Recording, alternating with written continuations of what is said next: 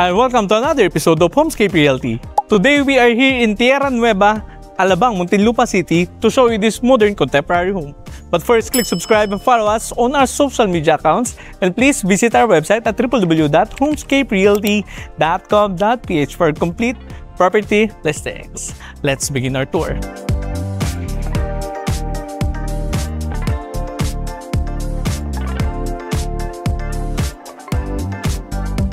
Medyo mahangin lang, no? Katatapos lang kasi nung recent typhoon. For the frontage, itong property facing south. The entrance for your 3-vehicle carport. 2 on this side and another one on this side. So if you have smaller cars, sedan or e-bike, kasya in that space. And the entrance for your pedestrian gate. For the flooring, homogeneous tiles. Non-skid materials mga dadaan dito, no? So, on the other side, ito yung inyong 3rd vehicle carport.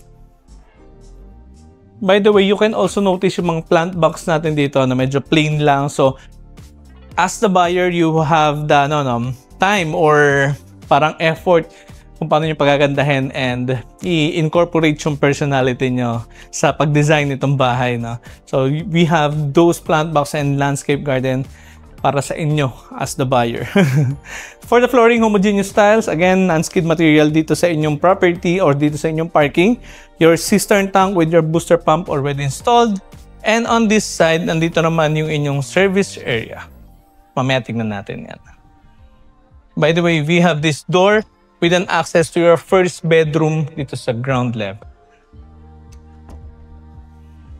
And on the other side, ito naman yung inyong 2-vehicle carport.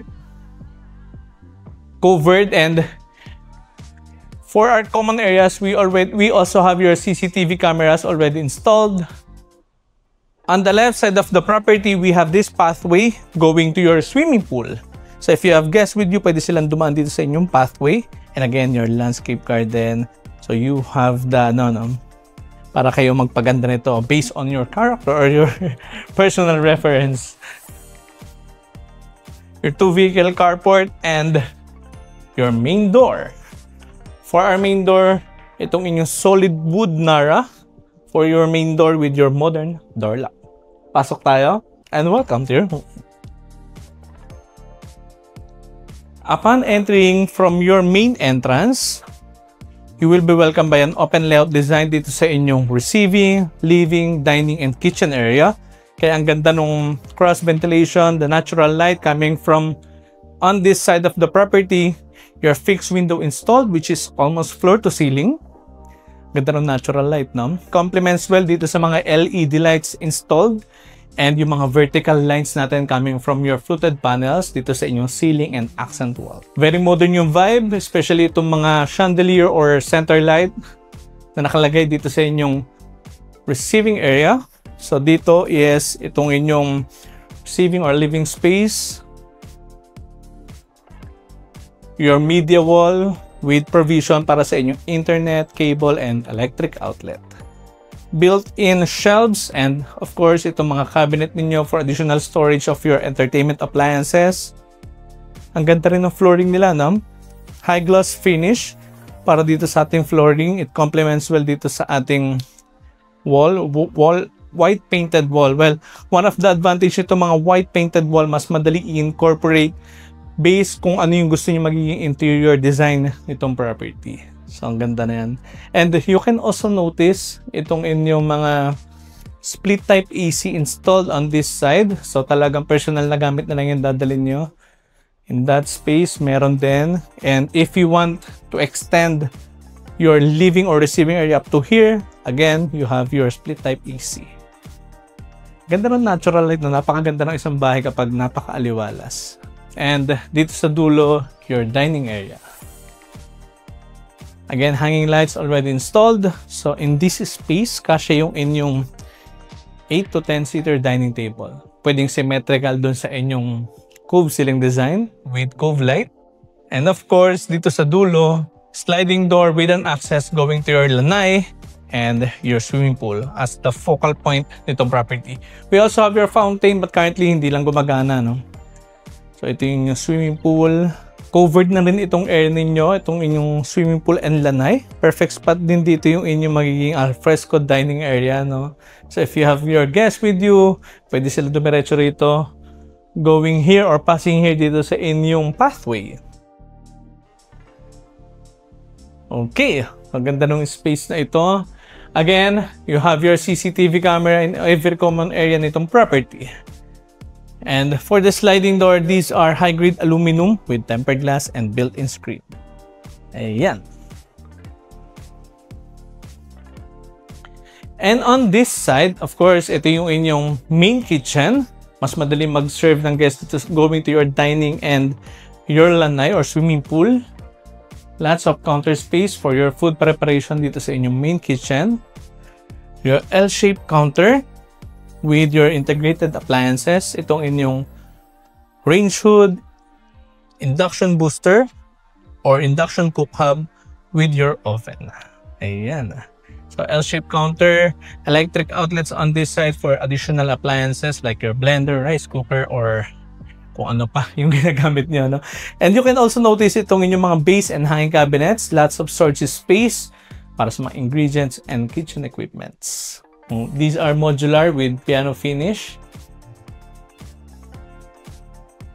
Soft close hinges. And ito naman yung inyong island counter. For the island counter, you can also utilize this space as your breakfast nook. Kasi yung inyong 3 kitchen stools or bar stools, hanging lights, and again, additional preparation space or a quick work area, no? We have your outlets. So, ayan. Mas madali mag-prepare ng food, no? For your guests.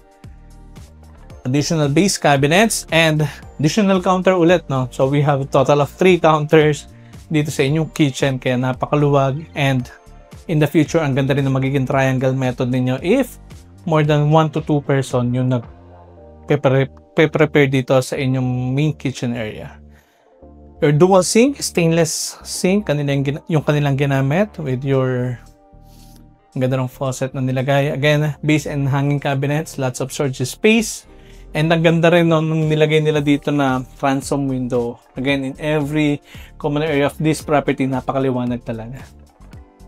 So to reduce the use of your LED lights, no, we have these huge windows.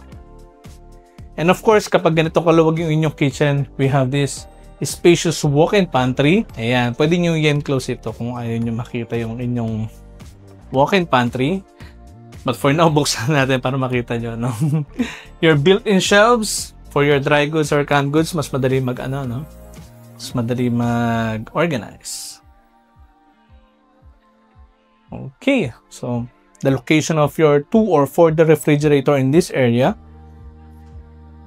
And by the way, we have this room for your staff with own toilet and bath. Maluwag din yung kanila magiging bedroom. We have your window for proper ventilation and natural light. And itong kanilang toilet and bath. Ayan. With an access going out doon sa may swimming pool area. Okay, so kunyari naman, ayaw nyo maamoy yung lulutuin nyo in the future. You have your heavy cooking, lots of guests. Ayaw nyo maamoy sa bahay. So, we have this space for that. Ayan. So, ito yung inyong magiging dirty kitchen or auxiliary kitchen. But currently, to follow yung kanilang magiging trellis or yung canopy with your stainless or metal frame with tempered glass para covered itong area nito at mas efficient or convenient gumalaw in this space. The location of magiging laundry area but currently cleaning materials ng bantay in this house. And for the counter, itong tiled finish counter with huge sink. Your built-in gas range. And by the way, yung kanina dinanan natin, no, meron tayo ditong cistern tank for this property with pump or booster pump para equal yung lakas ng tubig sa itaas. And underneath ng stairs dun sa loob ng property, we have this space. Ayan. So, pwedeng gamitin ito as your parang male staff quarters, but currently ginamit nila as a storage stock or a storage room. And dito sa dulo, we have this space. Ito yung access coming from the staff room. Ayan. So we have that space. So before we go up dun sa inyong second floor, tingnan muna natin yung mga rooms dito. So in this door, ito yung inyong bedroom 1. So coming from your main entrance, you have this space, the location of your television set, maybe a counter or a console table in this area. We have your split type AC, huge window facing dito sa inyong pathway going to your third vehicle carport. So in this space, pwede yung inyong queen size bed or king size bed kasya in this space. Lots of natural light coming from your fixed window, and ito yung door with an access going to your third vehicle carport. Ayan. And of course, your toilet and bath, which is linked as your common toilet and bath dito sa buong ground floor.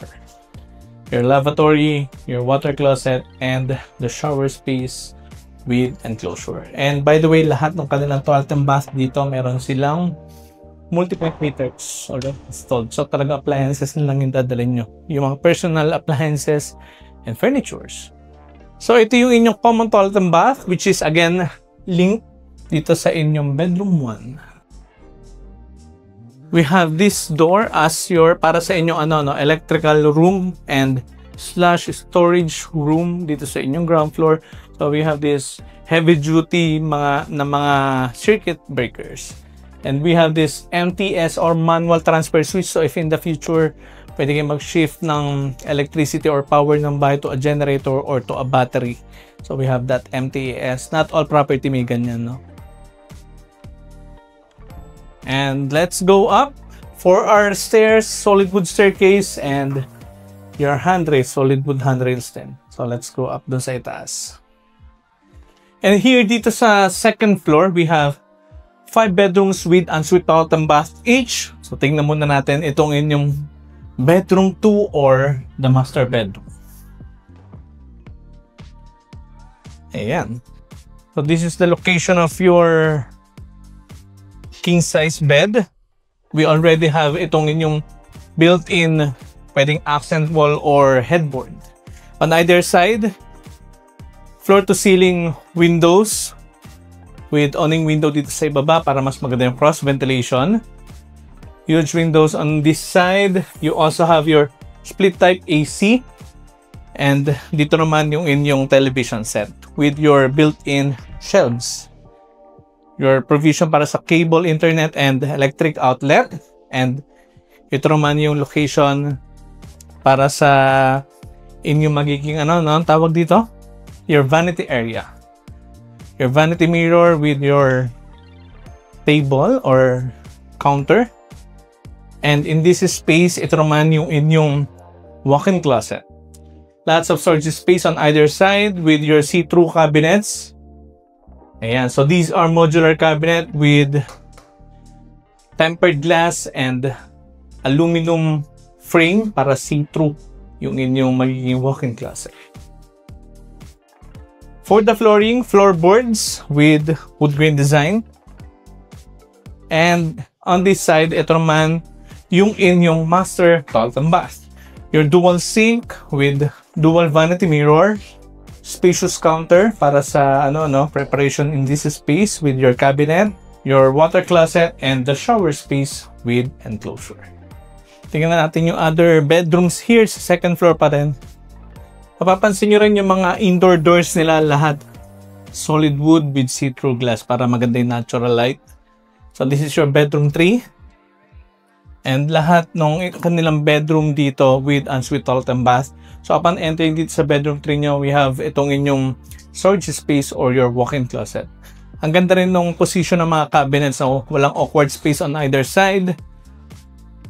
Okay, so ito ulit yung inyong location of your bed frame with your built-in accent wall or headboard. On the other side, ito naman yung sa television set, and your split type AC. You can also notice surrounded by these windows, itong room na ito, kaya lots of natural light. You also have your cove ceiling. Spacious din yung kanilang toilet and bath for this bedroom. Your lavatory, water closet, and your shower space. Taas din yung kanilang ceiling.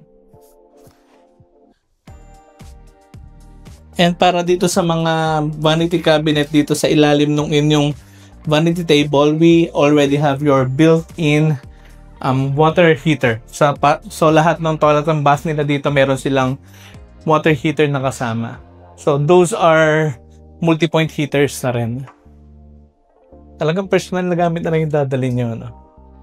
So on the other side, nitong inyong stairs, so nandito yung additional 3 bedrooms nyo. So total of 6 bedrooms in this house. So this is your bedroom 4. For the bedroom 4 and bedroom 5 is shared sila ng kanilang toilet and bath. So we have itong inyong parang Jack and Jill bathroom. The location of your bed frame. So lahat ng kanilang rooms dito kasi yung mga king size bed. Again, ang ganda ng mga position ng kanilang cabinets na walang awkward space on other side. And your Jack and Jill toilet and bath. Kaya tinawag na Jack and Jill, no? Shared toilet and bath kasi ito. The shower space with enclosure. Again, American standard for your water closet. And your lavatory with built-in multi-point heater. And your vanity mirror. Ayan. Ganda, no? Sarado natin to. Dito pala. Punta tayo dito sa inyong bedroom 5. Ganda ng hangin sa labas, no? Kasi katatapos lang nung recent typhoon, no? So, upon entering from your door dito sa inyong bedroom 5, you have your AC. So, in this space, pwede kayong mag-assemble or on this side ng inyong magiging anteroom or yung pwesto ng inyong couch and center table. So, you have this additional space. And, hey, for a common bedroom, no, you have an access to your balcony facing dito sa facade ng property, which is facing south. For the flooring, homogeneous tiles, stainless handrails, and tempered glass. Okay, so you have the view nung inyong subdivision. So this is the location of your bed frame. This is space. Ayan, kasi yung inyong king size bed. And your Jack and Jill toilet and bath. Ito yung kaninang pinanggalingan natin. Ayan. So you have the other perspective. And ang ganda ng space na ito, no, Raymart. So for lahat ng ginamit nilang windows, sliding doors dito in this property are all tempered glass with high-grade aluminum. And in every common space of this property, meron tayong CCTV camera already installed. From bedroom 5 and lastly, your bedroom 6. So natin. Ayan. Again, you can also notice na ang luwag ng kanilang mga bedrooms dito sa second floor. Your built-in headboard or accent wall, your drop ceiling or cove ceiling design, and on this side, ang ganda rin ng kanilang ginawa dito for your cabinet, no, or itong inyong magiging walk-in closet. That's of storage space for the modular cabinets and your ensuite toilet and bath. And lahat din ng kanilang bedroom, lahat may split type AC. And by the way, meron pala tayo ditong balcony for this bedroom. Ayan. Okay, so still facing dito sa facade ng property, which is facing south.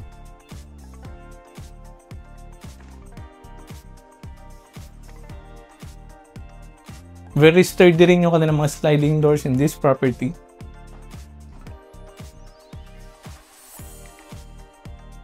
Okay, so done na tayo dito sa second floor. Akyat naman tayo dun sa inyong attic.